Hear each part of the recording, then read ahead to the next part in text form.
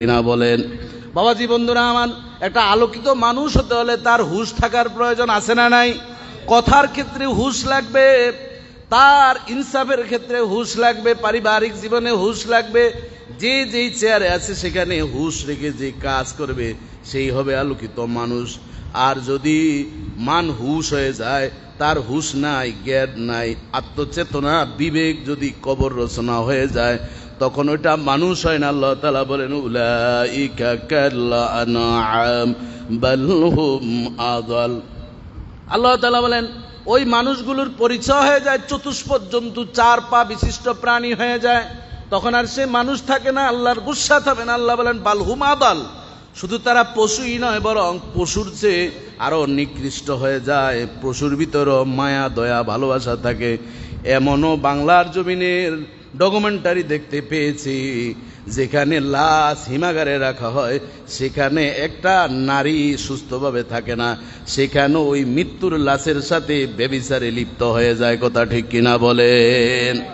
এরা তো পশুর চেয়ে নিকৃষ্ট। পশু কোনোদিন এই কাজ করে না যেটা মানুষ করে। এজন্য বাবাজি বন্ধুরা আমার, আযাব চলে আসলো। কেমন আযাব আসলো? আল্লাহ তাআলা গুসা করলেন। এই গুসার কারণে কি অবস্থা হয়ে গেল?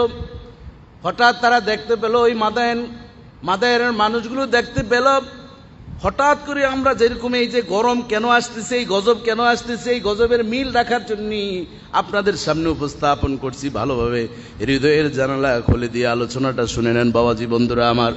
অতি গরম, তাপদাহ শুরু হয়ে গেল, প্রচন্ড গরম, গরম থেকে গরম, ছটপট করে মানুষ ঘরে থাকতে পারে না। বাহিরে বাগানে যেখানেই যায় সেখানে একই অবস্থা চলছে, গরম গরম আর গরম, অশান্তি অশান্তি অশান্তি।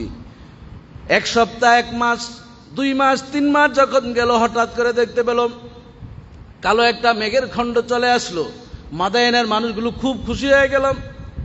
সোহাইব আলাইহিস সালামকে লক্ষ্য করে বলছেন, ও সোহাইব, তুমি তো আমাদেরকে কত ভয় দেখিয়েছো, দেখো আমরা যে মূর্তির পূজা করি, দেব দেবীর পূজা করি, ওই মূর্তির কাছে আমরা বৃষ্টি চেয়েছিলাম, বৃষ্টি তো চলে আসছে, মেঘ আকাশে উঠেছে, বৃষ্টি কিছুক্ষণের মধ্যেই হবে।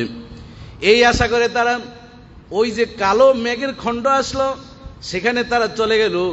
সেখানে যাওয়ার পর তারা ভাবছে কত সুন্দর একটা বৃষ্টি হবে, মজা পাবে, গোসল করবে, আরামায়েশ করবে, দুর্ভিক্ষ তাদের কেটে যাবে। আল্লাহ তাআলা বলেন না না না, আমি আল্লাহ শিক্ষা দিয়ে দিলাম। ফালাম্মা জাআ আমরুনা জাআলনা আলাইহা সাফিলাহা ওয়া আমতারনা আলাইহা হিজারাতাম মিন সিজ্জিলিম মানদুদ।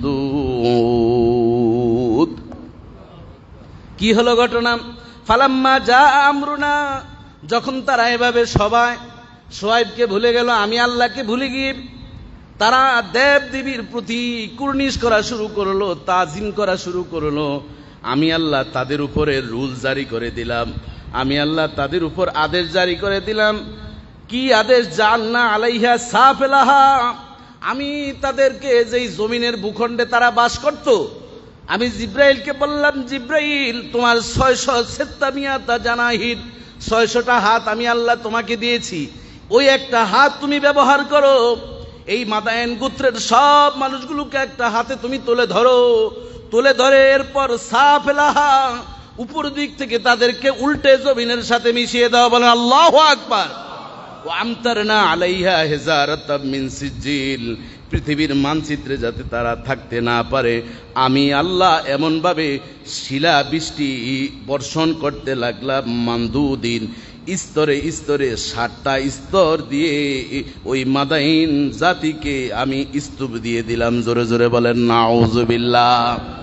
ওই যে কালো যেই বৃষ্টিটা মজা নিবে তারা, শীতল হয়ে যাবে, ঠান্ডা হবে, কিন্তু এটা বাবা ওই বৃষ্টির পানি ছিল না, সেটা ছিল কি?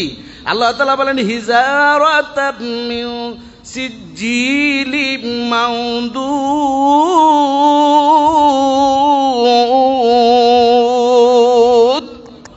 আমি আল্লাহ স্তরে স্তরে থরে থরে সাজিয়ে 7টা স্তরের বৃষ্টি, শিলা বৃষ্টি, পাথরের বৃষ্টি তাদের